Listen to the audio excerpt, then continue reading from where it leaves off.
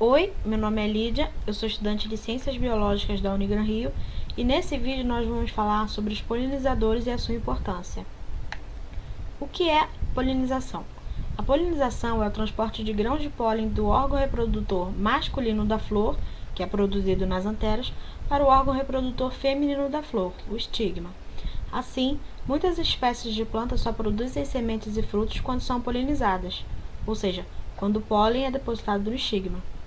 A polinização pode ser de duas formas: a autopolinização e polinização cruzada. A autopolinização pode ser direta, quando o pólen que se forma na antera é transferido para o estigma da mesma flor, ou indireta, quando o pólen é transferido para o estigma de outra flor da mesma planta. Na polinização cruzada, o grão de pólen é transferido das anteras para o estigma de uma flor de outra planta. Como as plantas não podem caminhar para fazer essa transferência, elas precisam da ajuda dos agentes de polinização. Os agentes de polinização podem ser abióticos, que não possuem vida, como por exemplo o vento, e plantas com esse tipo de polinização apresentam uma grande quantidade de pólen, porque o transporte por esse agente não é orientado, como por exemplo pinheiro, trigo, milho, arroz. E também temos a água. Esse tipo de polinização pode ocorrer de duas formas, tanto na superfície quanto submerso na água. Quando ocorre na superfície, a tendência é que o grão de pólen se mova em um plano, aumentando as chances do seu encontro com o estigma. E quando acontece submerso, os grãos de pólen são liberados diretamente pelas anteras de flores masculinas submersas e carregados pelas correntes marinhas até os estigmas de flores femininas, mas essa é a forma mais rara. Os agentes de polinização também podem ser bióticos, que possuem vida, por exemplo, aves, insetos e os mamíferos. No grupo das aves, nós podemos citar o beija-flor, que tem preferência por cores fortes como vermelho, laranja, rosa-choque, roxo e flores com forma de sinos. No grupo dos mamíferos, enquanto agentes polinizadores, os morcegos se destacam por serem voadores. Todos nós já ouvimos alguma vez que os morcegos se alimentam de sangue. Isso é verdade, porém somente 3 espécies encontradas no Brasil são hematófagas, ou seja, bebem sangue. A maioria é nectarívoro, que se alimenta de néctar, ou frugívoro, que se alimenta de frutas. Há ainda alguns que se alimentam de peixes, os piscívoros. As flores que são polinizadas por eles normalmente são brancas, têm forte odor e produzem muito néctar. Isso ocorre porque à noite as cores não são tão necessárias, já que os morcegos não enxergam colorido. Entretanto, como eles têm um excelente olfato, um cheiro forte é mais eficiente para atraí-los. Entre os mamíferos não voadores também há polinizadores, mas é mais raro. Um exemplo de um mamífero não voador que atua na polinização é o gambá da espécie Didelphis aurita, que poliniza a flor da espécie Cibalium fungiforme, que parece um cogumelo vermelho que nasce no chão e é noturna. Essa flor no chão também é uma exceção, já que a maioria floresce em partes mais altas das plantas. Muito provavelmente, estamos diante de um caso de coevolução, que é quando duas espécies envolvem uma relação específica em que uma depende da outra. Nesse caso, o gambá depende do néctar e a flor de tê-lo como polinizador. Insetos.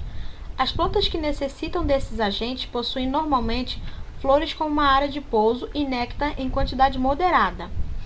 Nesse grupo temos os besouros, moscas, as vespas, mariposas e as mais conhecidas, abelhas. Por exemplo, flores visitadas por besouros apresentam cores pouco vistosas e geralmente um odor muito forte.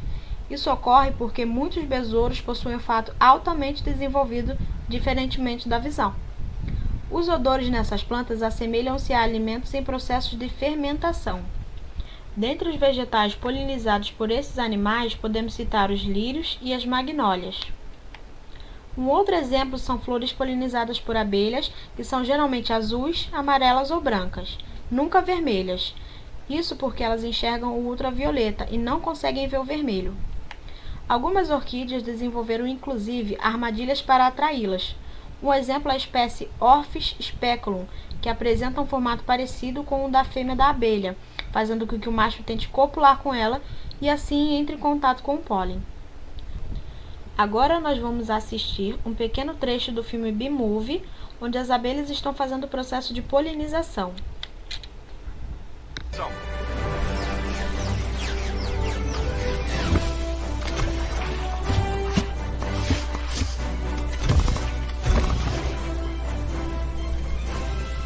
Fica afastado, rapaz. Isso aqui é poderoso.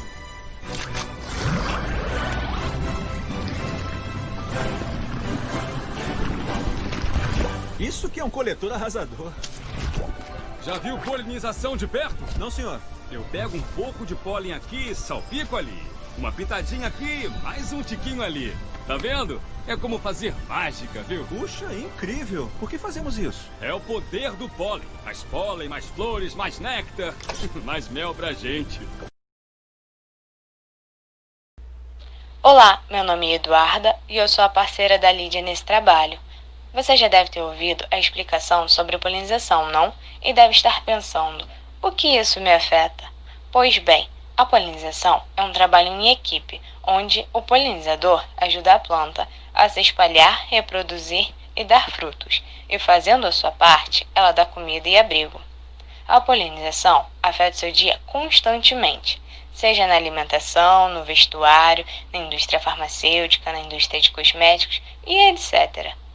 Esses produtos naturais não possuem química industrial. Portanto, se cuidarmos bem da natureza, não vai destruir o meio ambiente como as coisas industrializadas fazem.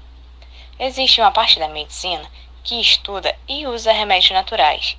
Antigamente, as pessoas faziam remédios caseiros e usavam as plantas de vários jeitos, como as folhas, flores, fruto, o caule e por aí vai. Elas viram que seria uma grande área e investiram, mas, por ser nova, ainda não se sabe muita coisa, então eles estudam bastante. Por exemplo, sabe aquelas plantas que ficam nas beiras das ruas ou no meio do caminho? Então, ela pode ser a cura do câncer, e se você quiser e se empenhar, pode ser você a descobrir isso. Você já ouviu falar em sustentabilidade? A sustentabilidade é crescer economicamente sem destruir a natureza, como os exemplos anteriores, um ajudando, sustentando o outro. Viu como a polinização é importante? Ela é a base dessas coisas. Infelizmente, muitas pessoas não sabem ou não entendem isso, e a cada dia mais, animais e plantas estão sumindo do nosso mundo. As ações dos seres humanos estão destruindo grande parte, e isso causa efeitos desastrosos. Nós devemos entender e respeitar a natureza, pois, assim como ela cuida de nós, nós temos que cuidar dela e do meio onde vivemos, pois tudo está interligado, e se a natureza cair, eventualmente também cairemos. E tudo que podemos fazer é cuidar da natureza e coexistir com ela. Conto com vocês, hein?